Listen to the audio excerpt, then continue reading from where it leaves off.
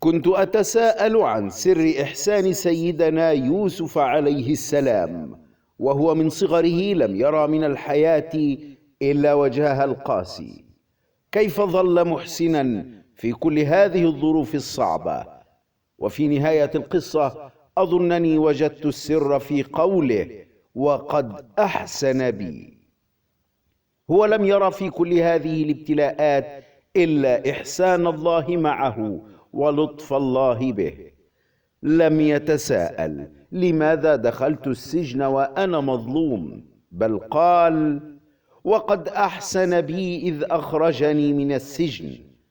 ولم يتساءل لماذا يفعل بي إخوتي هذا، بل قال: وجاء بكم من البدو من بعد أن نزغ الشيطان بيني وبين إخوتي. وحتى في فتنته مع امرأة العزيز كان ما ثبته هو تذكر الإحسان. قال: معاذ الله، إنه ربي أحسن مثواي. في كل ابتلاء يقع عليه لا يرى إلا أفعال الله المحسنة إليه. قلب كهذا يرى لطف الله به في كل تفاصيل حياته، يرى ويستشعر كرم الله وفضله وإحسانه إليه في قلب كل محنة يمر بها.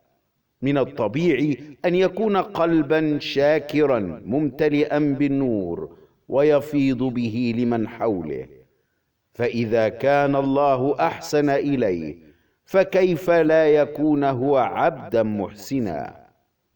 كلنا غارقون في إحسان الله إلينا لو كنا نتدبر. فاللهم لك الحمد والشكر يا الله. من كتاب رأيت الله للدكتور الراحل